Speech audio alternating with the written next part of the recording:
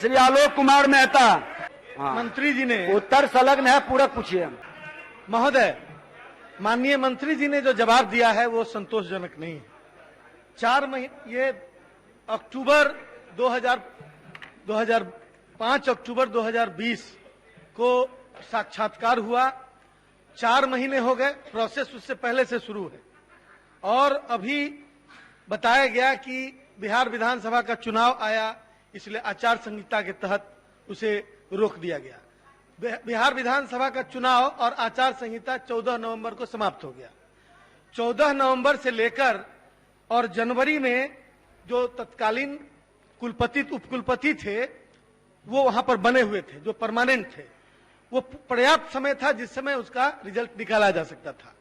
लेकिन उनके रिटायर करने के बाद अब जो प्रभार में कुलपति हैं, उपकुलपति आप पूरक पूछे। सभी सदस्यों की जिम्मेदारी है समय बचाने का, ताकि ज्यादा से ज्यादा लोग भागीदार कर सकें। महोदय, ये गंभीर मसला है। आप पूरक पूछिए, पूरक की तो गंभीरता का मैं अति पिछड़े का बैकलॉग का सवाल है महोदय।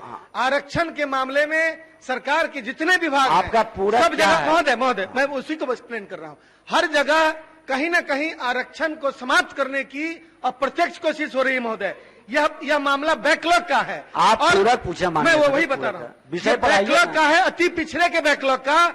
और ये इसका इंटरव्यू हो गया, 2 महीना पर्याप्त समय रहने के बावजूद सिर्फ उसका रिजल्ट निकालना था, वो नहीं निकाला गया और अब प्रभार में आ गया। महामहिम राज्यपाल जी के पत्र का रेफरेंस दिया जा रहा है। चलिए अब हम आगे बढ़ जाएंगे। पूरक पूछिए सीधे। मैं वही पूछ रहा हूँ, नीतिगत फैसले नहीं हो सकते हैं, लेकिन रिजल्ट निकालना नीतिगत फैसला नहीं है। 2 मिनट समय ले लिए, निकालना नीतिगत फैसला नहीं पूछे। तो इसलिए महोदय मैं कृषि मंत्री से जानना चाहता हूँ कि महोदय कितना जल्दी उसका रिजल्ट निकालकर और उसे अपॉइंटमेंट देने का माननीय मंत्री, ताकि अति पिछड़ों को न्याय मिल सके।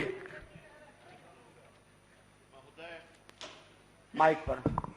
महोदय, सब उत्तर माननीय सदस्य को समेकित रूप में प्राप्त हो गया है और इसमें कोई पूरक कोई पैदा हो इसकी गुंजाइश भी नहीं है।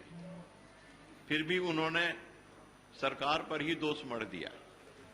मैं यह बताना चाहता हूं महोदय आपके माध्यम से माननीय सदस्य आलोक बाबू को कि यह मामला और ये सीधे राजभवन से संबंधित है।